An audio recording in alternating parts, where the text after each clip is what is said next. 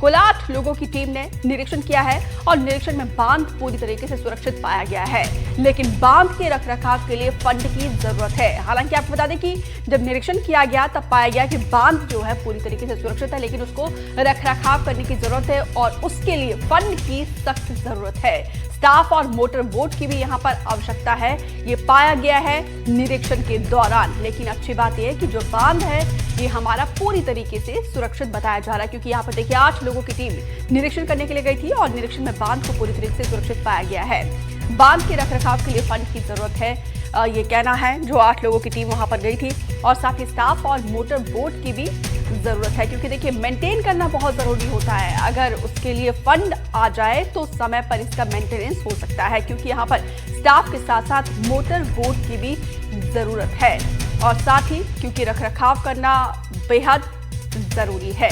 संजीव चौधरी हमारे वरिष्ठ सहयोगी ज्यादा जानकारी के साथ लाइव जुड़े हैं। संजीव जी, आज जब यहाँ पर रानी अवंती बाई लोधी बरगी बांध का निरीक्षण करने के लिए 8 लोगों की टीम पहुंची थी, तो अच्छी बात है कि बांध हमारा पूरी तरीके से सुरक्षित है, लेकिन रखरखाव की जरूरत है। कितने फंड की जरूरत है? देखिए, जो बताया गया है उसके अनुसार हर वर्ष जो बांध होता है उसकी कुल लागत का 2% जो है मेंटेनेंस के लिए दिया जाता है, लेकिन वो पैसा भी बरगी बांध को नहीं मिल रहा है।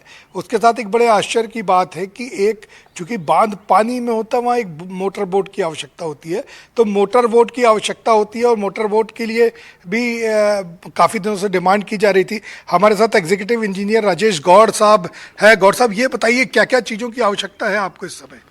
अभी सर हमारे भोपाल से अधिकारी आए थे, वो केंद्रीय बोर्ड से भी, दिल्ली से भी आए हुए थे, तो उन्होंने निरीक्षण किया है और निरीक्षण में सब सही पाया है। पर उनका कहना ये है कि जो डैम की लागत रहती है उसका 1.5 से 2% एनुअल मेंटेनेंस के लिए दिया जाना चाहिए और एक मोटर बोट पर्सनल रहनी चाहिए डैम के पास, जो कभी निरीक्षण में काम आए, कभी आपातकाल में काम आए, तो उसकी भी मांग हम लोग करेंगे। आपके पास इंजीनियर नहीं है, सब रिटायर लोगों का स्टाफ से आप काम चला रहे हैं। अभी भी जो निरीक्षण के दौरान भी आपने कुछ रिटायर लोगों को बुलाया था, कितने लोगों की आवश्यकता है आपको?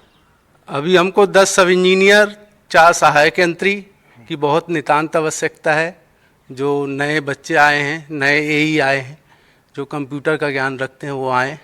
तो एक्चुअल का जो अभी टीम आई है उनका कहना ये है कि आपके पुराने रिकॉर्ड हैं पूरे, दीमक ईमक ना खा जाए, उसको डिजिटाइल कर लो, उसकी स्कैनिंग करा लो। तो वो सब स्कैनिंग और ये सब कंप्यूटर का काम नए जो बच्चे आएंगे वो अच्छे से कर पाएंगे। इसके लिए हमने मांग की है और डैम के लिए कोई खतरा नहीं, ना जबलपुर वासियों के लिए कोई खतरा है, सब कुछ ठीक है। निरीक्षण के दौरान टीम ने सब सही पाया है।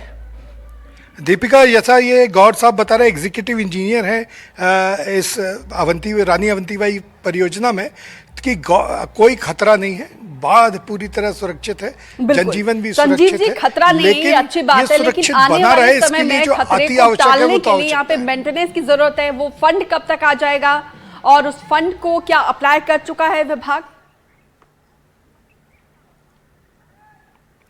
गौर साहब, ये बताइए, ये फंड के लिए आप लोग अप्लाई कर चुके हैं क्या और कब तक आने की संभावना? ये तो हमें अभी निरीक्षण टीम ने बताई कि ऐसा प्रावधान रहता है, जो लागत रहती है उसका, वो अभी तक तो ऐसा कुछ मांग की नहीं गई थी।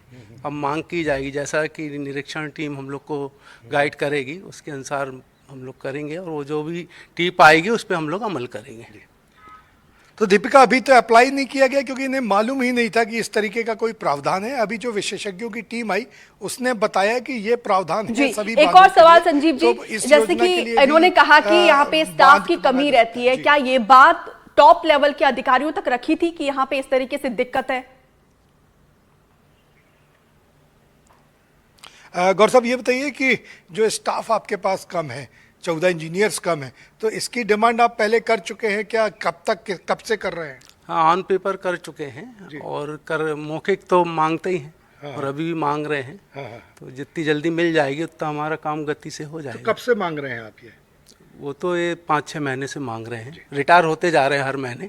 अभी ये दौर चल रहा है कि हर महीने कोई ना कोई सीनियर रिटायर हो रहा है, तो उसके लिए हमको अब आवश्यकता पड़ रही है और ज़रूरी है मिल जाए। तो दीपिका, सबसे आवश्यक ये है कि सारे सीनियर्स रिटायर होते जा रहे हैं, हर महीने 2-4 लोग रिटायर हो जाते हैं, लेकिन उसके रिप्लेसमेंट में नई टीम नहीं आ रही है। क्योंकि अब जैसा गौर साहब बता रहे थे कि पूरी जो टीम चाहिए वो कंप्यूटर जानने वाली होनी चाहिए, नए सॉफ्टवेयर्स को जानने वाली होनी चाहिए, नई आधुनिक तकनीक को जानने वाली होनी चाहिए। ऐसा इनकी भी चाहत है कि ऐसे बच्चे और नए इंजीनियर्स मिले। बिल्कुल वो और जो पूरा टीम चाहिए, आई थी, लेकिन उसने भी इतना कहा है बड़ा कि अब बांध है यहाँ पर, तो आधुनिकीकरण यहाँ की पे ओर जा रहे डिमांड हैं, पूरी तो नहीं नई की टीम जाए तो चाहिए। कहीं ना कहीं ये तो एक बहुत बड़ी लापरवाही है।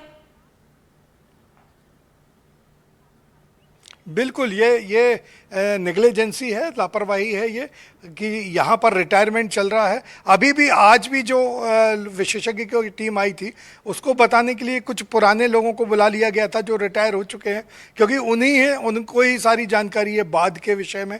वो बांध के निर्माण के समय से भी कुछ लोग काम कर रहे थे, कुछ ने वर्षों तक सेवाएं इसको दी हैं, तो आज बुला लिया था।